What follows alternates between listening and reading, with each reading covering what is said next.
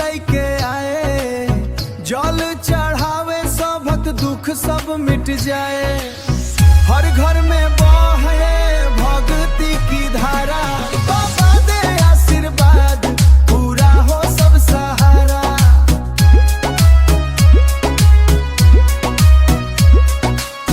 हरियाली छाई चारों तरफ, मंदिर में गूंजे हर हर महादेव। मन की जो भी मुराद है बाबा सुन ले एक बार में, बूंद बूंद में बरसे प्यार।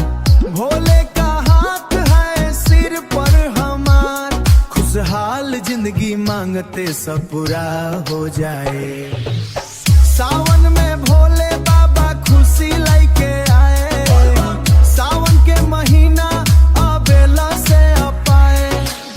खुशी बाहर आइल सबके, भरल जल धाम मगल खुशहाल जिंदगी के। बाबा आशीर्वाद देलक सब मनोकामना भइल पूरा। मंदिर के द्वार खुल गेल, घंटा घड़ियाल बाजे। भक्त सब लाइन लगा के जल अरु बेल पत्र चढ़ावे। बूंद बूंद में बसल बाबा के माया, दुख के बदर सब छट गेल काया, छट गेल काया। जेकर मन में श्रद्धा बा, ओकर झोली भर गेल रे भैया।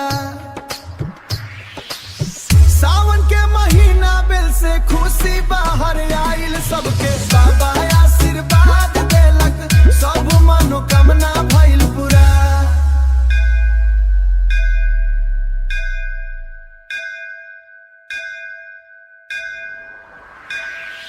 जय भोलेनाथ, जय शिव शंकर।